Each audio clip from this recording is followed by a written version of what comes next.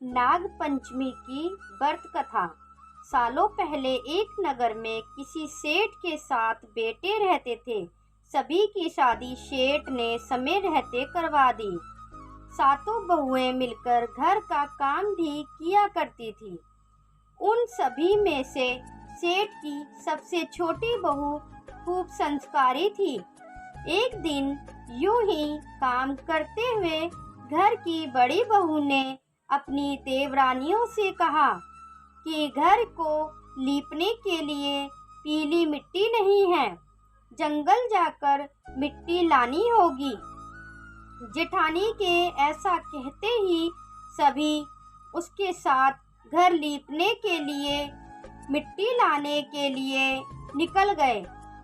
सभी खुरपी से मिट्टी निकाल ही रहे थे कि तभी सबसे बड़ी वाली बहू को एक नाग नजर आया।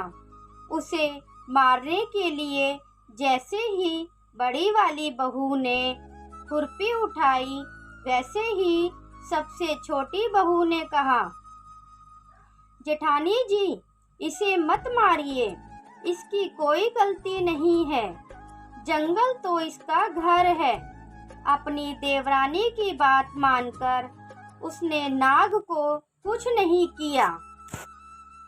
कि उस छोटी बहू ने नाग से कहा कि आप एक जगह पर अलग से बैठ जाइए, हम तब तक मिट्टी खोदते हैं, फिर आपके पास आएंगे। इतना कहकर सभी मिट्टी निकालने लगे और कुछ देर बाद घर चले गए।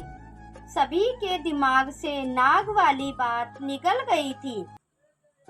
अगले दिन छोटी बहू को अचानक से याद आया कि उसने नाग को इंतजार करने के लिए कहा था। वो तुरंत अपनी सभी जेठानियों को अपने साथ लेकर नाग के पास चली गई। वहां देखा तो वो नाग उन सभी के इंतजार में उसी जगह पर बैठा हुआ था।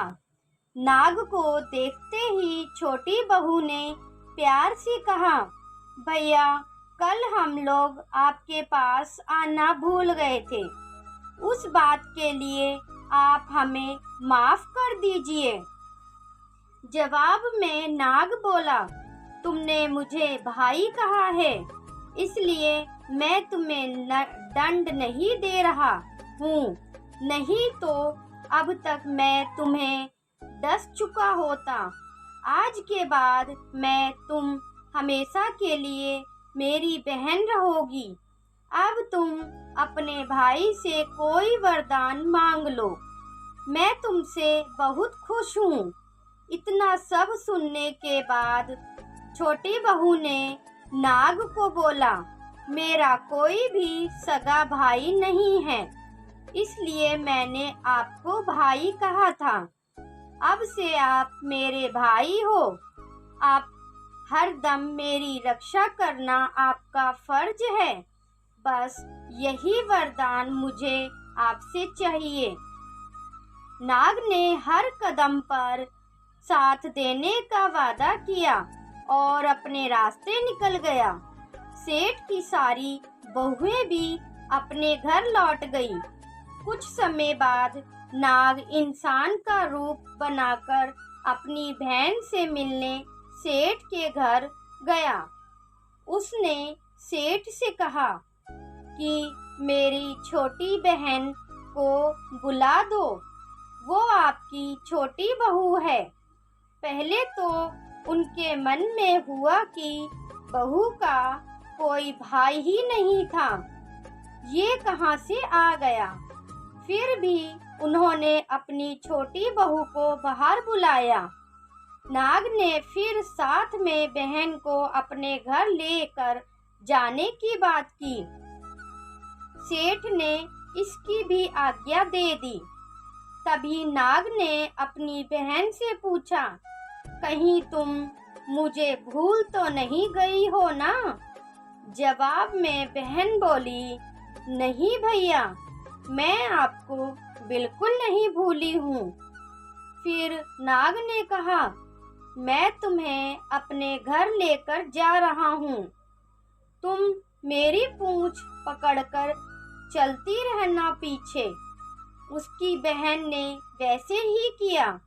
कुछ ही देर बाद वो एक बड़े से मकान में पहुंच गए। वहां हर तरफ सोना, चांदी और अन्य कीमती सामान थे।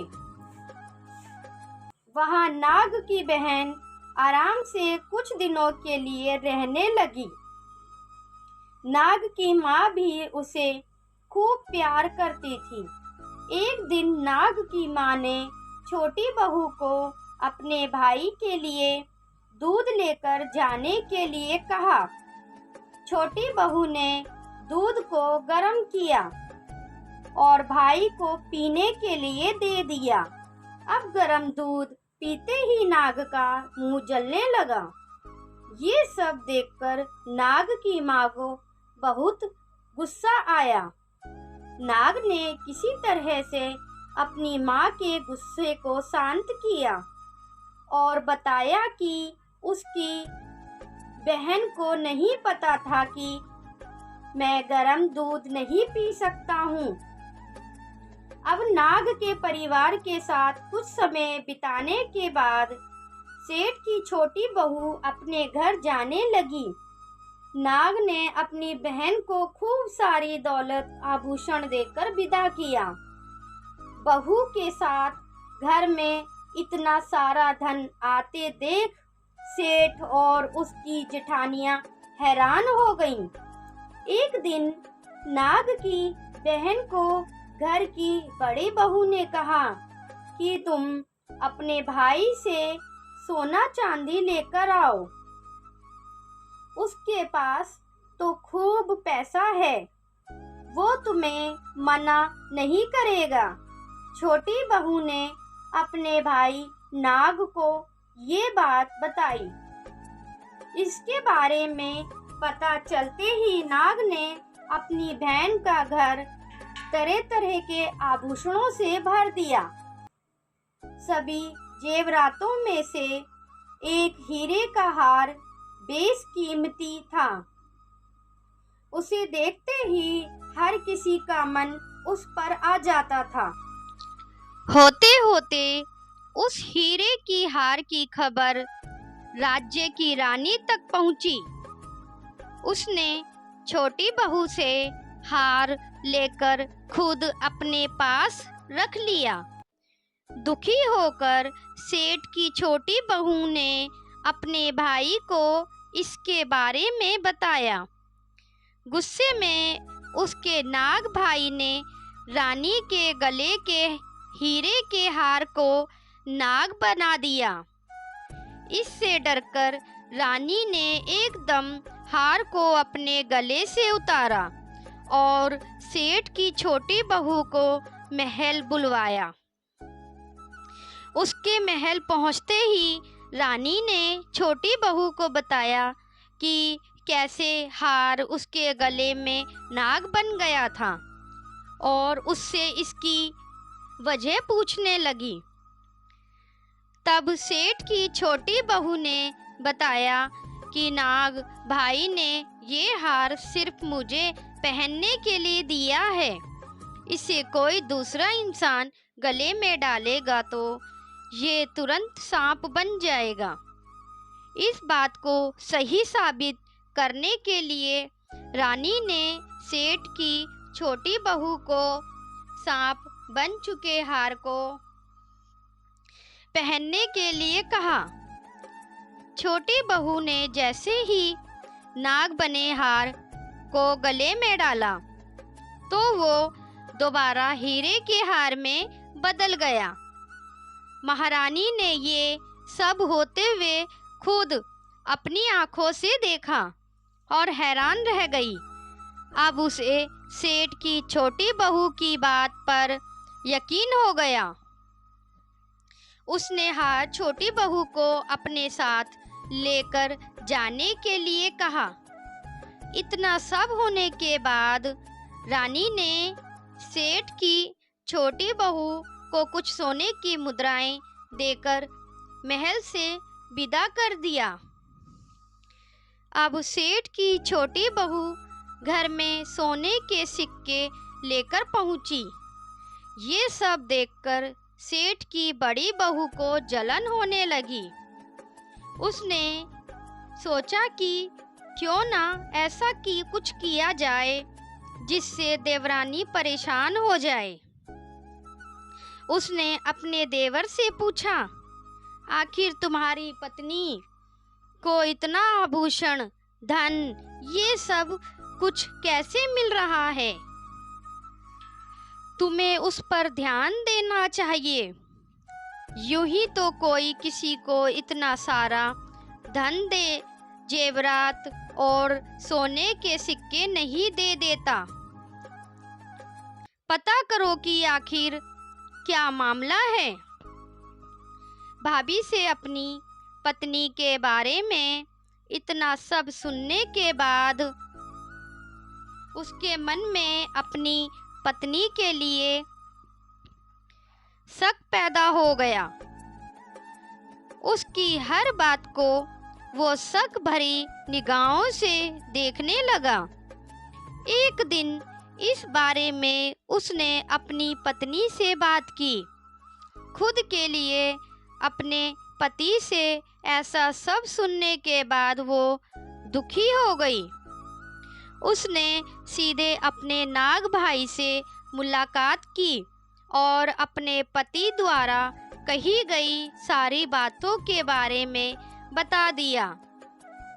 अपनी दुखी बहन को देखकर नाग को भी गुस्सा आया।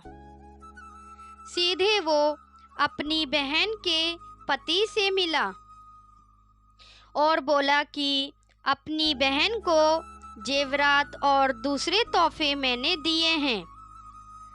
तुम्हें उस पर किसी भी तरह का शक करने की जरूरत नहीं है। वो बहुत ही अच्छी है और अगर आगे से कभी भी तुमने उसे कुछ गलत कहा या उस पर शक किया तो मैं तुम्हें जिंदा खा जाऊंगा।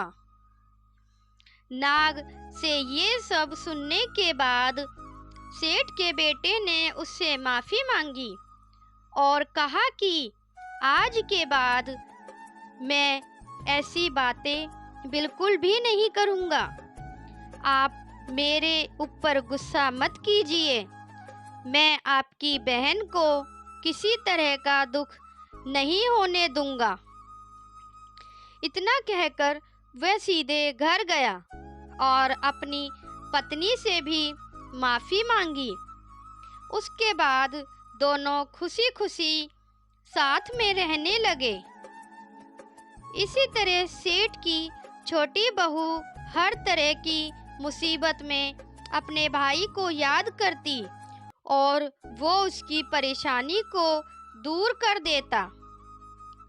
इसी तरह नाग पंचमी का त्योहार शुरू हुआ और सभी महिलाएं नाग को अपना भाई मानकर पूजते हुए उन्हें दूध पिलाने लगी। तो दोस्तों, आपको ये कहानी कैसी लगी? अगर अच्छी लगे तो कमेंट्स करके बताना और वीडियो को लाइक एंड सब्सक्राइब करना ना भूलना। वीडियो देखने के लिए आपका बहुत बहुत धन्यवाद।